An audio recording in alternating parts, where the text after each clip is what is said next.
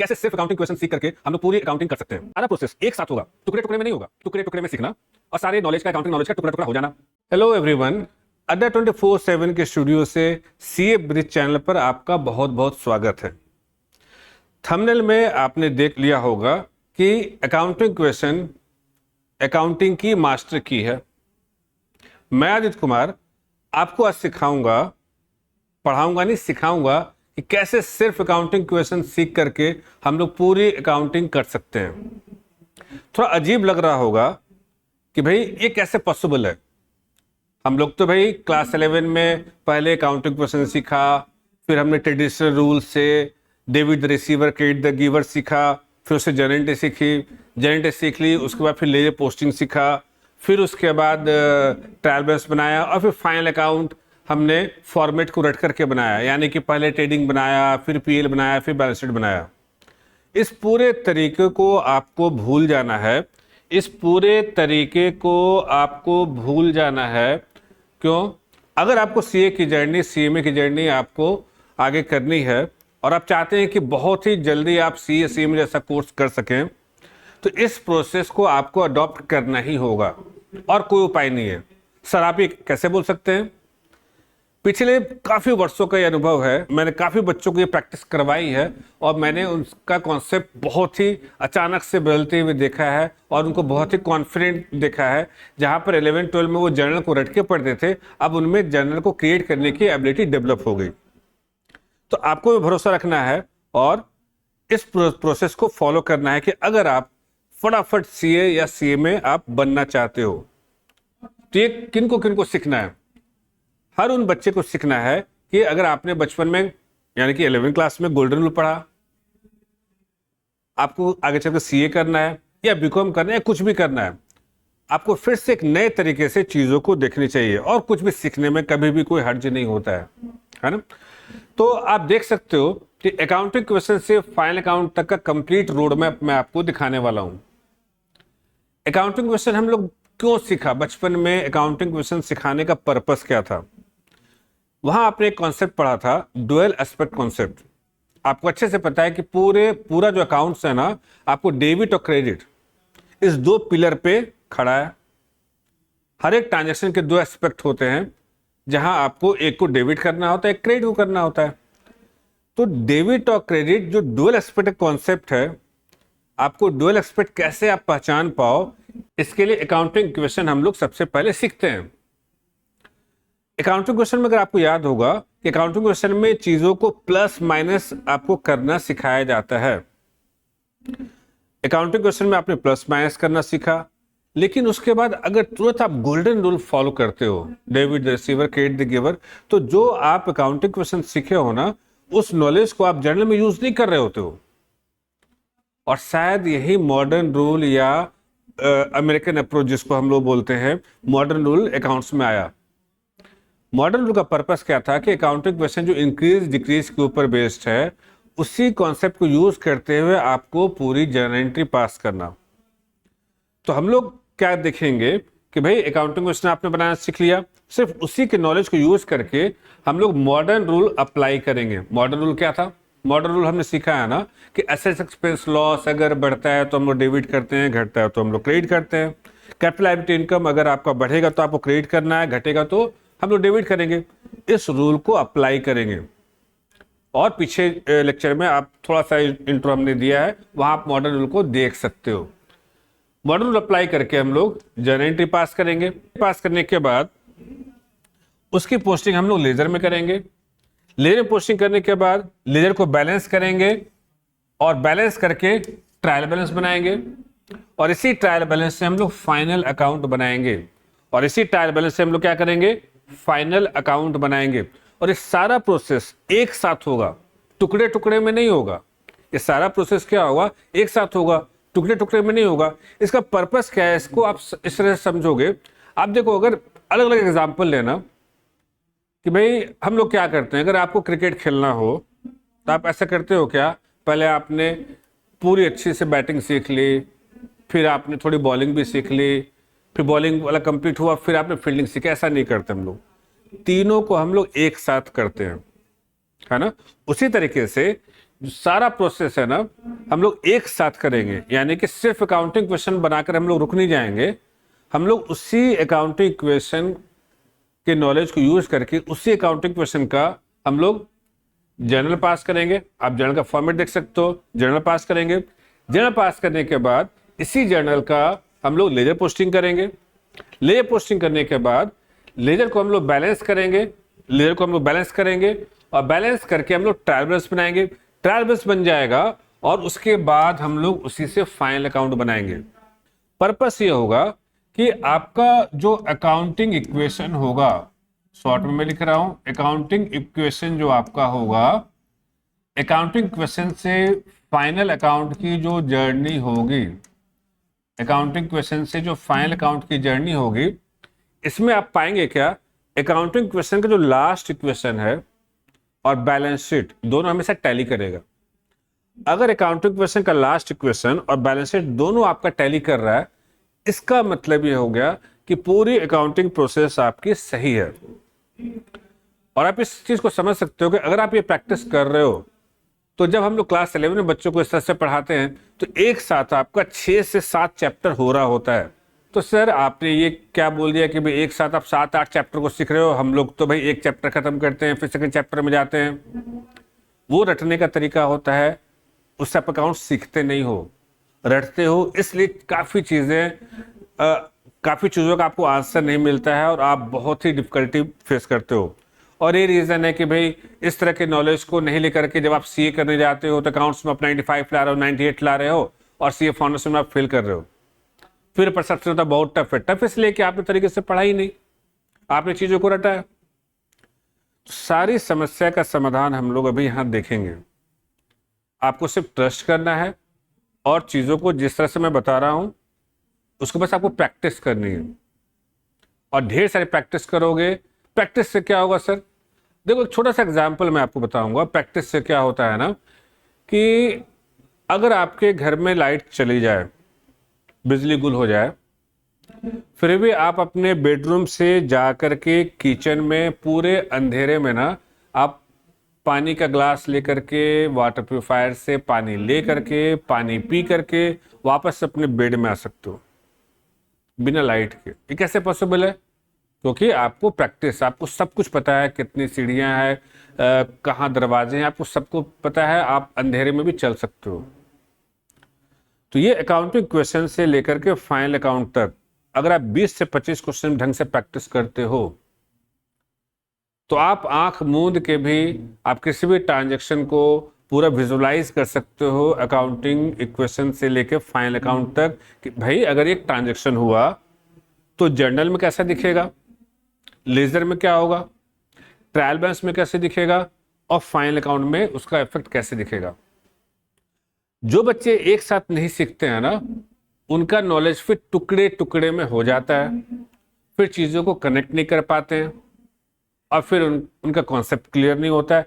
तेज बच्चे तो रट टूट करके काम चला के मार्क्स ले आते हैं, लेकिन जो थोड़ा एवरेज बच्चे होते हैं उनका लॉजिक पता नहीं होने के कारण उनका इंटरेस्ट खत्म हो जाता है अकाउंट से, अकाउंट्स को एंजॉय नहीं करते हैं और इस तरह से उनकी जर्नी काफ़ी मुश्किल हो जाती है।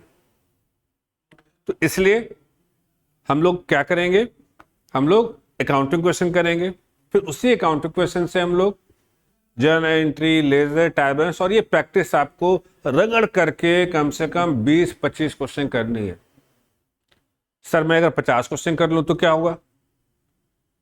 तो जाहिर सी बात है 25 क्वेश्चन जिन्होंने किया है, अगर आपने 50 क्वेश्चन कर लिया तो आपकी मैच्योरिटी ज़्यादा होगी, आप ज़्यादा सीखोगे, जितनी प्रैक्टिस करोगे उतना परफेक्शन आएगा, है ना। चलिए अब देखिए पूरा जो अकाउंटिंग क्वेश्चन में हमने क्या सीखा था कि भाई कैपिटल प्लस लायबिलिटी आपका एसेट्स होता है, जो कि आपका क्या हो गया, सोर्स ऑफ फाइनेंस होता है। बिजनेस में पैसा कहां से आता है? कैपिटल, यानी कि ओनर, मालिक पैसा देगा। फिर मालिक से पैसा दिया, कुछ बैंक से उधारी लिया, लोन लिया, लायबिलिटी हो गई। मालिक से लिया हुआ पैसा, बैंक से फाइनेंस कराया हुआ पैसा, फिर मिला के हमने इसको एसेट्स खरीदा और ये एसेट्स फिर बिजनेस में कमा करके आपको देगा। तो C plus L equal to assets, यहाँ डुअल एस्पेक्ट कॉन्सेप्ट को हम लोग अप्लाई करते हैं। हाँ, बहुत बार आप देखोगे sir assets equal to C plus L होता है, भाई वो भी होता है, लेकिन बैलेंस शीट कैसा होता है? Balance sheet C plus L equal to होता है ना। तो अगर आप अकाउंटिंग क्वेश्चन भी शुरू से बनाओगे तो C plus L equal to A जो कि बैलेंस शीट जैसा ही होता है, तो आप अच्छे से कनेक्ट कर पाओगे कि भाई कौन सा आइटम कहाँ कैसे होता है। इसलिए जब भी अकाउंटिंग क्वेश्चन आपको बनाना चाहिए, आपको C plus L equal to A बनाना चाहिए, जिससे कि आपको ये कनेक्शन फिर फाइनल अकाउंट में बनाते समय बैलेंस शीट में भी हो। अगर आप A equal to C plus L करते हो तो जाहिर सी बात है, फिर से वही अप्रोच है, टुकड़े टुकड़े में सीखना और सारे नॉलेज का, अकाउंटिंग नॉलेज का टुकड़ा टुकड़ा हो जाना, और फिर अकाउंट समझ में नहीं आना, और फिर चीजों को रटना। तो इससे हम लोग को बाहर आना है, और ये पूरा जो 2 लेक्चर अभी होने वाले हैं आपको इस दलदल से बाहर निकालेगा। रूल क्या था भाई? क्या इंक्रीज हुआ, क्या डिक्रीज हुआ? अकाउंटिंग क्वेश्चन में हमने ये सीखा, इंक्रीज हुआ क्या डिक्रीज हुआ, और उसी इंक्रीज डिक्रीज के बेसिस पे आपका मॉडर्न रूल है, जहां पे एसेट एक्सपेंस लॉस हम लोग एक ग्रुप में रखते हैं और दूसरे ग्रुप में हम लोग कैपिटल लायबिलिटी इनकम को हमने रखा। अगर एसेट एक्सपेंस लॉस इंक्रीज होता है तो हम लोग डेबिट करते हैं, बस इतना आपको ध्यान रखना है, और अपोजिट होगा तो क्रेडिट होगा, और इसको एकदम दिमाग में सेट करना है। जब नेक्स्ट क्लास में जब फुल क्वेश्चन आप करके दिखाएंगे ना, उस प्रैक्टिस को आपको दिमाग में एकदम सेट करना है, और इस रूल को आपको एकदम अपने खून में बसा लेना है, दिल में बसा लेना है, जिससे कि आप गलती से भी नहीं भूलो। कैपिटल लायबिलिटी इनकम अगर बढ़ेगा तो क्रेडिट करना है और घटेगा तो डेबिट करना है। बस इतना ही रूल आपके दिमाग में सेट होना चाहिए, और आप देखोगे कैसे चुटकी में journal entry, ledger, trial balance, final account सब बनेगा एक फ्लो में, सिर्फ और सिर्फ अकाउंटिंग क्वेश्चन के नॉलेज से। यानी कि एक चीज सीखो और बाकी 4 चीज आपकी मुट्ठी में है। ऐसा क्यों? क्योंकि आप मॉडर्न रूल अप्लाई कर रहे हो। मॉडर्न जमाने के बच्चे मॉडर्न रूल अप्लाई करेंगे, आप हमेशा आगे जाओगे। आपको ट्रेडिशनल रूल, गोल्डन रूल आपको अप्लाई नहीं करना है, सीखना उसको भी है एग्जाम पर्पज से, लेकिन अप्लाई हमेशा मॉडर्न रूल करना है, मॉडर्न रूल के हिसाब से सोचना है। तो अगर आप अभी तक मॉडर्न रूल अप्लाई नहीं कर पाते हो, उस तरह से सोच नहीं पाते हो, तो अब उस समय आ गया है कि जहां आपको ये करना है 20 से 25 क्वेश्चन की आपको प्रैक्टिस करनी है, और फिर आप देखोगे कि आपका काम कितना आसान हो जाएगा।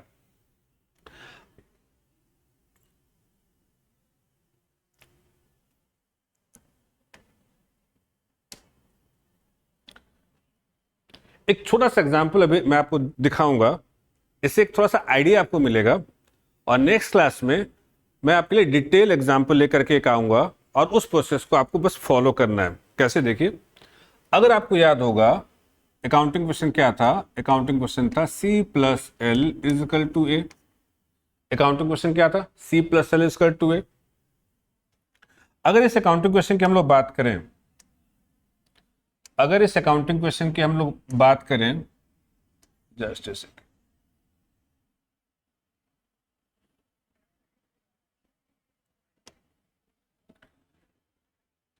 सिर्फ एक ट्रांजेक्शन को अगर हम लोग लें कि भाई मालिक ने 100 रुपया दिया, किसको दिया?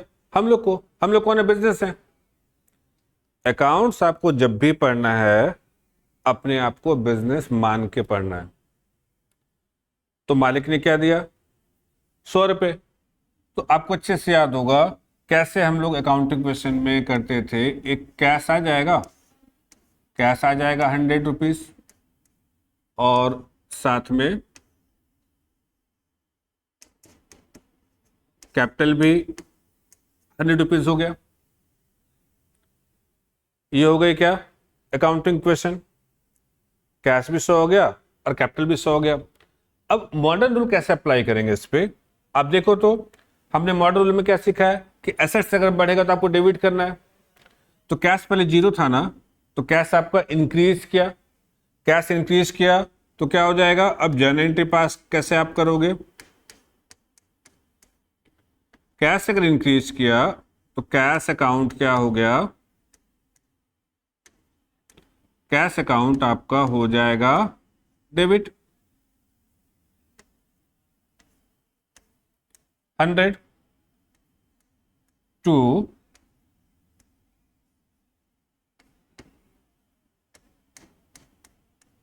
कैपिटल 100। तो ये आपने देखा कि कैसे अकाउंटिंग क्वेश्चन के नॉलेज को यूज करके हमने क्या किया, जर्नल एंट्री बनाया। ये जर्नल एंट्री बन गई, कैश बढ़ा डेबिट कर दो, कैपिटल बढ़ा डेबिट कर दो। न कि इसका उल्टा गोल्डन रूल में क्या होता है, पहले तो आप पहचानो कि कैश रियल है, पर्सनल है, नॉमिनल है, फिर तीनों का अलग रूल है।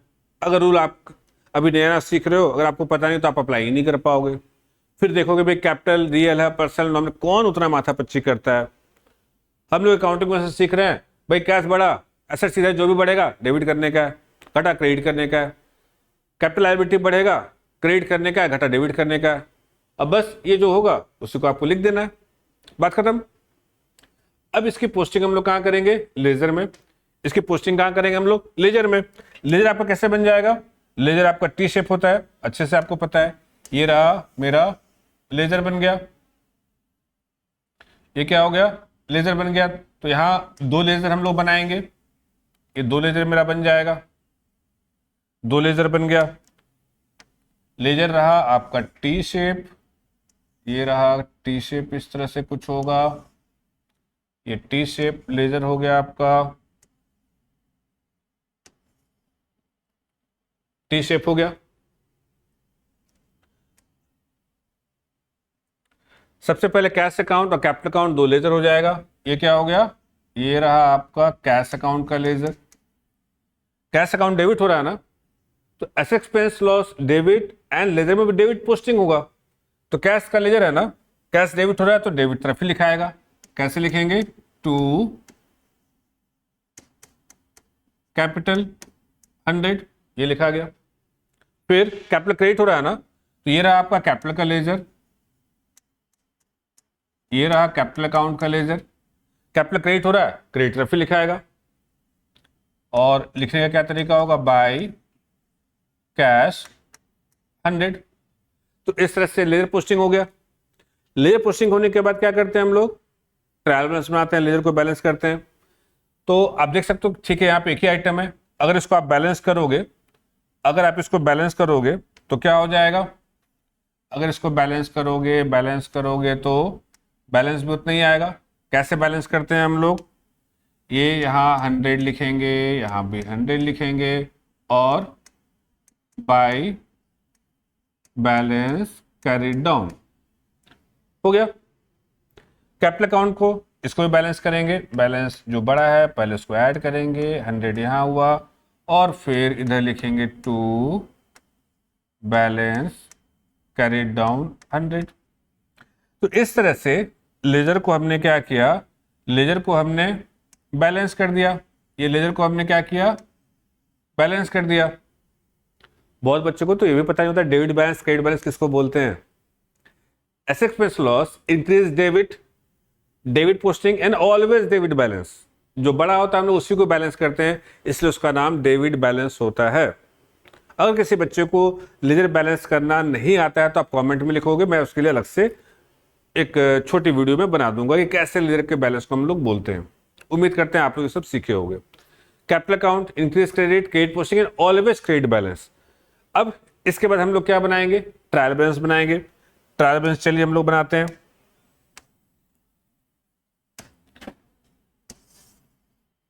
छोटा सा ट्रायल बैलेंस एक ओपन कर लेंगे हम लोग, ये रहा हमारा।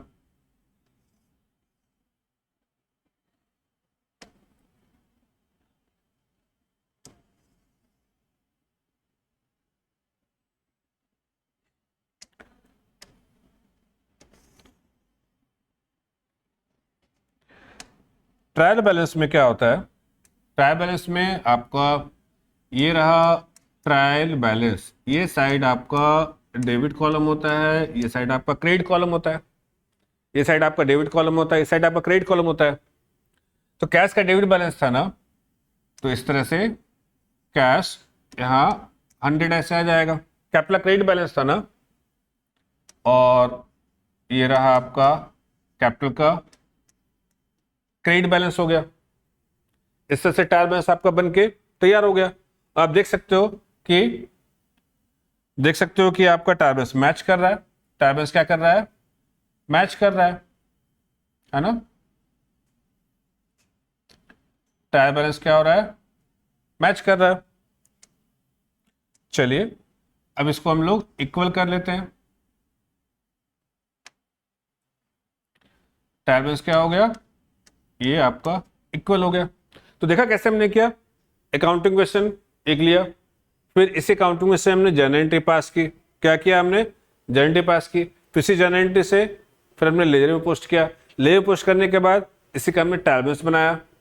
अब ट्रायल बैलेंस के बाद हम लोग क्या बनाएंगे? Financial statement. Financial statement consist of trading PL and balance sheet, है ना। तो ट्रेडिंग पीएल बैलेंस शीट कैसे हम लोग बना सकते हैं, उसमें कैसे हम लोग दिखा सकते हैं? एक छोटा सा फॉर्मेट आपको बना करके दिखा देते हैं। सपोज कीजिए ये रहा आपका एक लेजर हो गया, नीचे आपका बैलेंस शीट हम लोग कर लेंगे।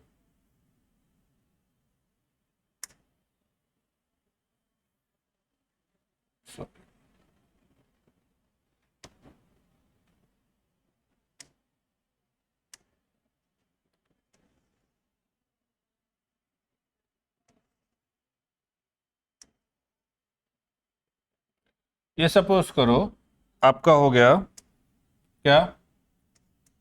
Trading and profit and loss account.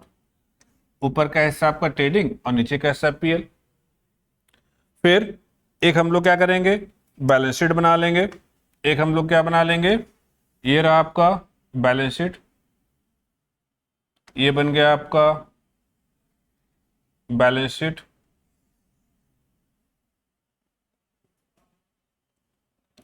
Balance sheet में क्या हो जाएगा?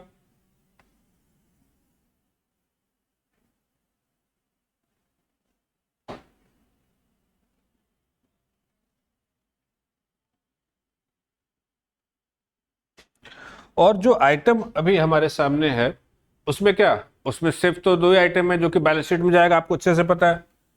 तो ये बैलेंस शीट में अब कैश देखो, तो कैश डेबिट है ना।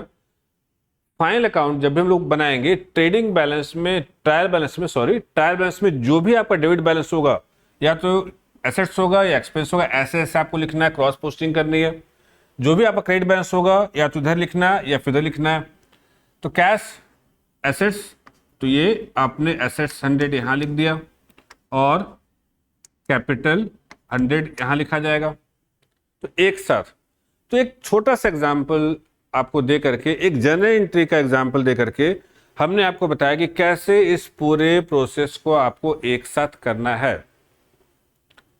इससे क्या होगा कि आपका अकाउंटिंग का रिफ्लेक्स सही होगा। इससे क्या होगा? आपको अकाउंटिंग का रिफ्लेक्स सही होगा, आपको चीजें बहुत दूर तक दिखेंगी। और यहाँ पे अकाउंट्स में प्रोसेस स्टार्ट ही कहाँ से होता है? प्रोसेस स्टार्ट आपका होता है सिर्फ जर्नल से लेकर के फाइनल अकाउंट तक, बस इतनी अकाउंटिंग है। और इसी को आप अगर 20-25 क्वेश्चन 50 क्वेश्चन अगर ढंग से प्रैक्टिस करोगे ना, तो आपका कनेक्ट फिर अच्छा होगा, कॉन्सेप्ट डेवलप हो जाएगा आपका, है ना। तो अब अगली क्लास में हम लोग, यहाँ तो एक ट्रांजेक्शन को लेकर आपको दिखाया ना, अगली क्लास में कम से कम 5-6 जर्नल एंट्री को, 5-6 ट्रांजेक्शन को लेकर के उसकी जर्नल एंट्री पास करेंगे। इस पूरे प्रोसेस को, फाइनल अकाउंट के प्रोसेस को हम आपको डिटेल में दिखाएंगे और उसी की आपको प्रैक्टिस करनी है। और डिटेल प्रैक्टिस के लिए हम लोग एक छोटा सा कोर्स भी हम लोग बना रहे हैं, जिसकी बहुत छोटी सी कॉस्ट होगी। उसमें आपको पूरा वर्कबुक हम लोग भेजेंगे, पूरा जूम से उसका क्लासेस होगा, डाउट सेशन होगा, और उसके आधार पे जो भी बच्चे का डाउट होगा हम लोग एक एक करके हैंडल करेंगे। और जिन बच्चों को जरूरत नहीं है, आराम से आप इस प्रोसेस को आप सीख सकते हो। तो चलिए, उम्मीद करते हैं आपको आज क्लास में मजा आया होगा। चलिए, थैंक यू वेरी मच।